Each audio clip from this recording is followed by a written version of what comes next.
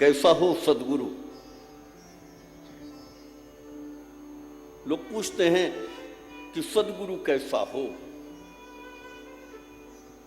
तुलसी जी कहते हैं कि जिसके वचन हो सूर्य के समान, जासु वचन रविकर निकर, जिसके वचन सूर्य जैसे हो। सूर्य उदित होता है तो हमारे मोह का अंधकार नष्ट हो जाता है। वचन हो सूर्य जैसे, और चरण कैसे हो गुरुदेव के? बंदौ गुरुपद कंज, कमल जैसे चरणों।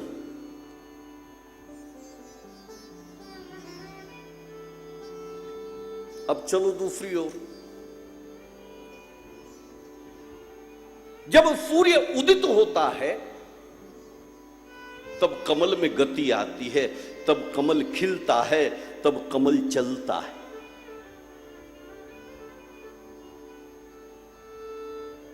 वचन हो सूर्य जैसे और चरण हो कमल जैसे, अर्थात उनकी वाणी के अनुरूप जैसी उनकी वाणी है, जैसा उनका कथन है, जैसे उनके प्रवचन हैं, जो वो बोल रहे हैं, उनकी जो वाणी है, उस वाणी के अनुसार ही उनके चरणों का चलन होना चाहिए। सदगुरु कौन? जिसकी कथनी और करनी में कहीं भिन्नता ना हो।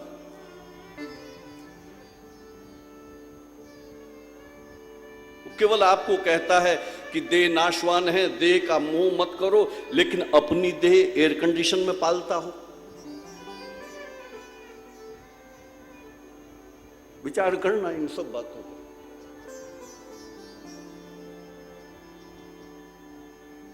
वचन हो सूर्य जैसे, चरण हो कमल जैसे। व्यक्ति का चरण पूज्य नहीं है, व्यक्ति के चरण पूज्य नहीं है, व्यक्ति का आचरण पूज्य है। किसी भी व्यक्ति के यदि चरणों को स्पर्श किया जाता है तो उसके चरणों के कारण नहीं किया जाता साहब, उसके आचरण के कारण किया जाता है। आपको पता चले कि आप इतनी दूर से आए हैं और उज्जैनी में कोई महात्मा है, कोई एक संत हैं, आप उनके चरणों का स्पर्श पाने के लिए इतनी लंबी यात्रा करते हैं, कहीं पर्वतों पर जाते हैं, कहीं किसी तीर्थ में जाते हैं, जाकर संत के चरणों को स्पर्श करते हैं। संत के चरण कैसे? धूल मिट्टी में सने हुए हैं, बिवाइयां फटती हैं, रक्त बहता है, नाखून बढ़े हैं, कभी कटे नहीं। लेकिन संत के चरण स्पर्श करके जीवन में धन्यता आती है, जीवन कृतकृत्य हो जाता है। और वो धन्यता का भाव लेकर हम अपने घरों को लौट जाते हैं।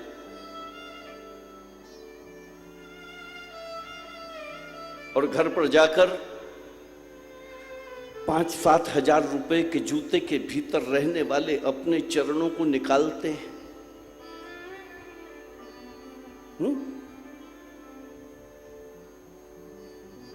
और हमारे चरण कैसे गौरवर्ण, कितने कोमल, कितने सुंदर। कभी विचार करना कि एक संत के उन चरणों का स्पर्श करने के लिए हम इतनी दूर गए थे और उसके चरणों को स्पर्श करके हमारे जीवन में धन्यता का भाव आया, वो अहो भाव आया, और उस भाव को लेकर हम घर में आए। और आने के बाद जब जूते के भीतर से हम अपने चरण निकालते हैं तो कितने सुंदर, कितने कोमल, कैसा गौरवर्ण। लेकिन विचार करो कि 5-7 हजार रुपए के जूते के भीतर रहने वाले हमारे चरण, हमारे चरणों को हमारे शरीर से उत्पन्न होने वाली हमारी संतान छूने में संकोच करती है साहब। क्या है महात्मा के चरण में, जिसके चरणों का स्पर्श करने आप वहां गए थे? और आपके चरणों में ऐसा क्या नहीं है जो आपकी संतान भी आपके चरणों को स्पर्श करना नहीं चाहती? बस ये चरण और आचरण का भेद है। महात्मा के, संत के आचरण के कारण उसके चरण पूज्य हैं, और आपके आचरण के कारण आपके चरण जैसे भी हैं आपको मुबारक। आपके